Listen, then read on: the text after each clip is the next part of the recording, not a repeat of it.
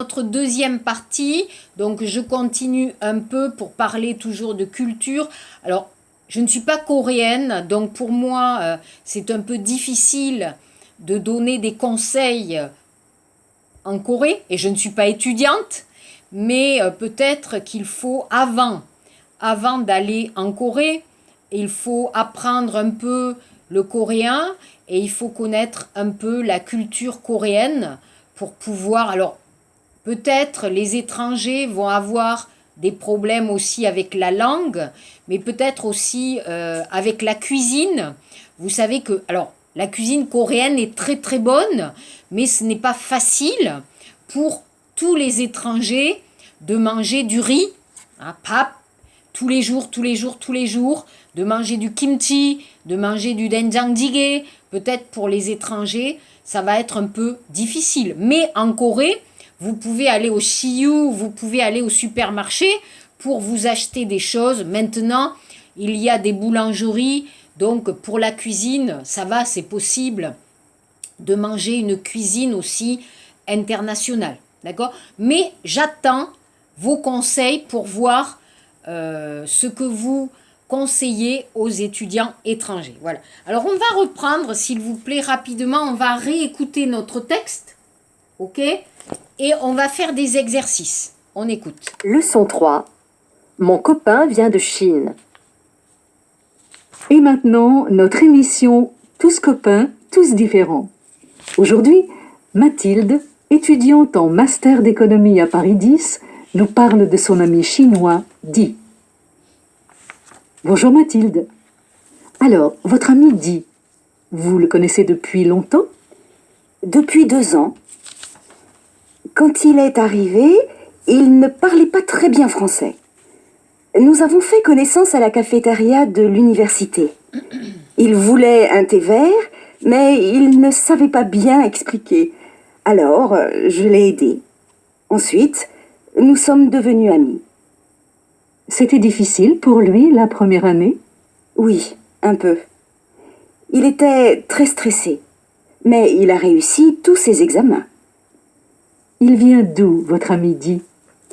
Il est né et il a vécu pendant 22 ans à Chengdu. Où? À Chengdu. C'est une grande ville dans le centre de la Chine. Ah, d'accord. Vous pouvez nous parler de lui? Il est comment? Alors, il est un peu timide, sérieux, mais il aime aussi s'amuser. Il est sportif.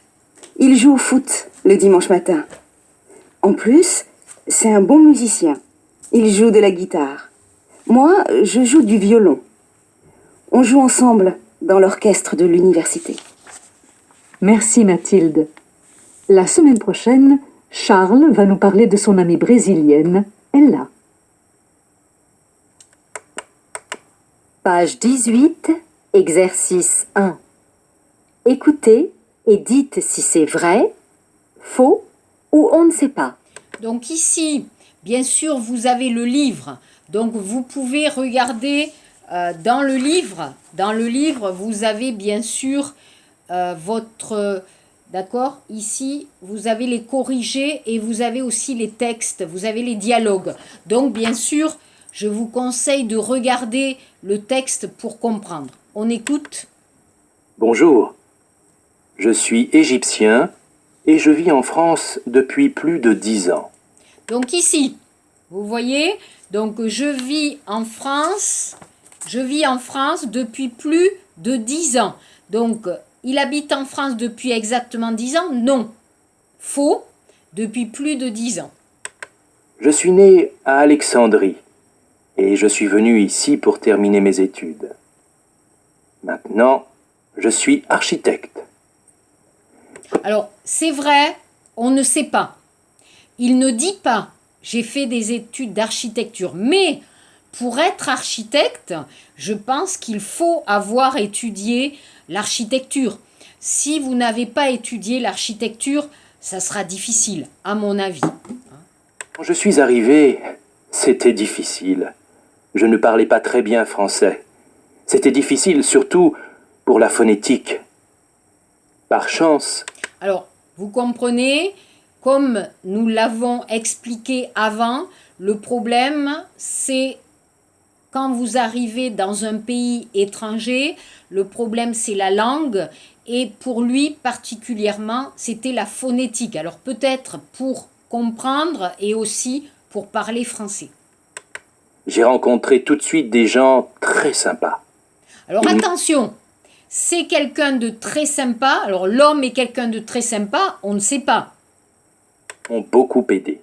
Voilà, mais vous comprenez que ce qui a aidé cet homme, c'est de rencontrer des gens sympas. Alors français, pas français, mais en tout cas, il a eu des amis en France, bien sûr. Et j'ai rencontré Sonia, ma femme. Elle est architecte aussi. Oui, alors on comprend que il s'est marié et que sa femme, Sonia, est aussi architecte, comme lui. Ça fait 4 ans que nous sommes mariés. Voilà. Alors, est-ce qu'elle est égyptienne? Ça, on ne sait pas. Ok, alors ensuite, on va s'intéresser à l'exercice 2. Et ici, alors, vous avez les corrigés, vous pouvez regarder vous-même, mais on va revoir ces exercices pour vous aider. Donc, depuis, il y a, pendant. Ah, je suis allée une fois en Corée du Sud il y a 2 ans. Je vous ai expliqué, avec il y a, vous avez le passé. J'adore ce pays, je vais retourner à Séoul pendant les vacances. Alors, quand vous avez le mot les vacances, vous utilisez pendant. Vous voulez rester à Paris pendant combien de temps? Alors, la question, vous connaissez. Depuis combien de temps? Alors, depuis, c'est le quand vous avez commencé, et pendant combien de temps? Pendant qui gagne la durée. Au pas longtemps, 1 semaine ou 2. C'est il y a 2 jours, j'ai vu un film absolument super, donc j'ai vu passer, donc il y a. Vous habitez au Canada depuis quand? Depuis 1999. Je vous ai expliqué depuis jamais au passé. Et ça continue aujourd'hui encore. Je suis arrivée à Paris il y a plus de 20 ans. J'étais jeune, passé. J'habite à Paris depuis plus de 20 ans, présent, et il continue à habiter à Paris. Ensuite, alors, ça va être difficile, bien sûr. Je répète, le passé composé et l'imparfait. Si je peux expliquer encore simplement, et je vais vous donner des exercices, nous les ferons. Donc aujourd'hui, mardi, vous avez ma vidéo YouTube, et pour jeudi, on va se rencontrer sur Google Meet si vous voulez. Donc je vous donnerai des textes et des exercices pour pouvoir les faire ensemble. Ok? Donc, numéro 3. Dimanche dernier, Peter, Anna et moi, nous avons visité le Sacré-Cœur de Montmartre. D'accord? Nous avons visité. Nous avons pris le métro jusqu'au pied de la butte et nous sommes arrivés au Sacré-Cœur. Il faisait un temps magnifique. Je vous ai expliqué que pour l'état santé, que pour la description, mieux ça, nous utilisons l'imparfait. Parce qu'on ne sait pas quand. L'important ici, c'est la description. Quand vous avez une action, c'est limité, d'accord? Dans le temps, c'est limité et c'est une action passé composé. Quand c'est un état, quand c'est une description, c'est l'imparfait. Alors, je répète, il faisait un temps magnifique, le ciel était tout bleu et il y avait beaucoup de touristes. Alors, les touristes, l'état, alors qu'est-ce qu'il faisait? La question c'est qu'est-ce qu'il faisait? Donc je peux écrire il prenait des photos. D'accord? Mais si vous avez écrit ils ont pris des photos, les deux sont possibles. D'accord? Mais moi, je pose la question, qu'est-ce qu'ils faisaient? Les touristes, qu'est-ce qu'ils faisaient? État, il prenait des photos. C'est un peu la description. Vous voyez l'image, vous avez Montmartre, vous avez des touristes et c'est une description. Il faisait des photos. Il prenait des photos. Nous nous sommes assis en haut des marches et nous avons déjeuné. Après le déjeuner, nous sommes allés dans la crypte. Alors, vous avez descendant, et mitte, vous avez tira napkoldan. Mitte, hein, d'accord? Peut-être vous connaissez, si vous avez visité Paris. C'était très intéressant. Description, pionka, sentiment, émotion. Ensuite, nous sommes montés tout en haut du Sacré-Cœur. La vue, était incroyable. Alors, description. Pour tout ça, nous avons payé seulement 5 €. Pour un étudiant, ça va, ce n'était pas trop cher. Alors j'espère que vous arrivez à comprendre, mais nous allons encore faire des exercices, ne vous inquiétez pas, pour encore mieux comprendre. Et je vous ai expliqué, je vous ai donné des pages de grammaire, mais si vous avez des questions, si vous ne comprenez pas, demandez, je vais encore vous expliquer. Page 19, Shipku Peiji. D'accord? On regarde l'exercice 4. Utilisez les pronoms. Alors le pronom COD, complément d'objet direct, le, la, l'apostrophe, les, ou le complément d'objet indirect, lui, donc ça c'est le masculin, et le singulier, tansuyon, pardon, et leur, qui est le pluriel, poksuyon. Donc attention au verbe présent, passé composé, futur proche, et attention à la place du pronom.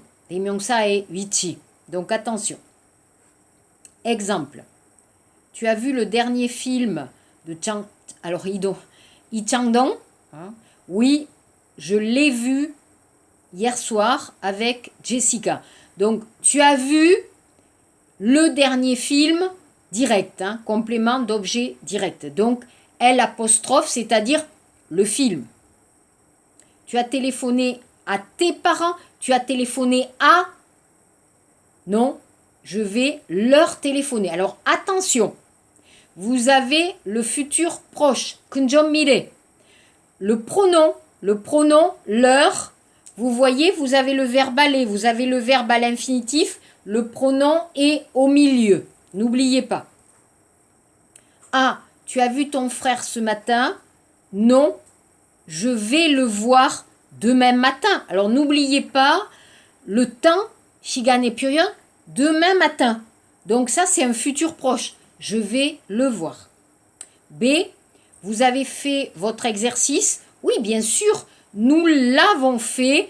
Donc l'exercice, hein, donc l'apostrophe, hier soir. C, tu as écrit au directeur du collège. Attention, écrire à. Oui, je lui ai écrit hier. Alors, vous voyez le pronom ici avec le passé composé et devant. Ok, devant. D, tu veux bien faire le ménage s'il te plaît? Ah non, je ne veux pas le faire. Je déteste ça. Attention, la négation. Je ne veux pas. Alors, négation, ne veut pas. Et après le pronom, le faire. E, quand est-ce que tu as rencontré ton copain chinois? Je l'ai rencontré il y a 2 ans quand il est arrivé en France. Donc attention au verbe, attention au temps et attention aussi à la place du pronom, complément d'objet direct ou indirect. Ensuite, on va parler un peu de civilisation et ici, dans cette leçon, nous avons parlé de cet étudiant chinois dit. Donc nous allons parler un peu des Chinois en France. Bien sûr, toutes ces informations que je vous donne sont avant le coronavirus. Depuis le coronavirus, beaucoup d'étudiants étrangers sont partis dans leur pays, hein, sont repartis dans leur pays parce qu'en France, il y a beaucoup de malades du coronavirus et aussi beaucoup de morts. Donc, beaucoup d'étrangers ont préféré partir dans leur pays. Alors, regardez les questions. Combien de Chinois vivent en France? Alors, j'ai cherché.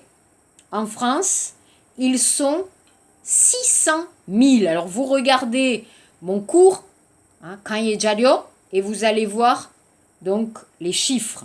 En France, ils sont 600 000. 80%, Palchipuro, habitent à Paris ou en banlieue, Paris-Kyoé. Généralement, il y a beaucoup de Chinois où? Alors, les Chinois, généralement, vont partir où? Ils vont partir en Thaïlande, 9 500 000, aux États-Unis, beaucoup, en Asie du Sud-Est, alors l'Asie du Sud-Est, le Vietnam, le Cambodge, la Thaïlande, la Malaisie, Malaysia, etc. Au Canada, beaucoup, et pas mal en Corée du Sud, avant le coronavirus, il y avait en Corée 1 million 450 000 Chinois en Corée, ce qui est beaucoup plus qu'en France, hein, beaucoup plus. Alors, combien d'étudiants il y avait avant le coronavirus? Près de 50 000 étudiants chinois en France. Alors, pourquoi les étudiants chinois sont venus en France? Pourquoi? D'abord, 2 raisons. Première raison, les universités et les écoles sont moins chères que dans les pays anglo-saxons. Si vous regardez les pays anglo-saxons, c'est-à-dire qui parlent anglais, regardez les universités aux États-Unis, au Canada, en Angleterre, Yongguk, en Australie, Hoju, en Nouvelle-Zélande, New Zealand, très cher. Nobu pisayo. Spécialement, alors, tous les départements, hein, ingénieurs pour être ingénieur, les écoles business school, hein, les écoles de commerce sont très chères. En France, c'était moins cher. Et aussi, oui, nous avons en France de très bonnes écoles de commerce, business school, ou d'architecture, ou de cuisine, ou de mode, fashion, etc. Hein. Il y a une bonne qualité, la qualité de l'enseignement Kyoyuk en France. Ok, ils viennent d'où? Les Chinois. Alors là, on parle de tous les Chinois. Hein. Les Chinois qui sont arrivés en France, ils viennent d'où? Spécialement du sud-est, alors si vous connaissez Guangdong, ou du nord-est, c'est-à-dire Dongbei. D'accord? Alors, ils travaillent dans quel domaine? Généralement, ils travaillent dans le textile. Alors, textile, c'est-à-dire pour faire des vêtements, des chaussures, tout ce qui est accessoires, accessoires, hein, donc tout ce qui est textile, maroquinerie, c'est-à-dire kaban, kajuk, tepum, hein, avec le cuir. Vous avez beaucoup de Chinois qui travaillent pour le vêtement, les vêtements, la mode, etc. Où? Alors, si vous allez à Paris, c'est intéressant, vous avez le Chinatown parisien qui se trouve dans le 13e. Allez dans le 13e arrondissement et allez aussi à Belleville. À Belleville, vous allez voir, il y a énormément de Chinois. C'est amusant, c'est intéressant. Beaucoup de restaurants, des boutiques, des magasins. C'est un peu la petite Chine que vous allez retrouver à Paris. Alors, on va regarder ici le texte. En 1960, il n'y avait pas beaucoup d'étudiants étrangers en France. 20 000.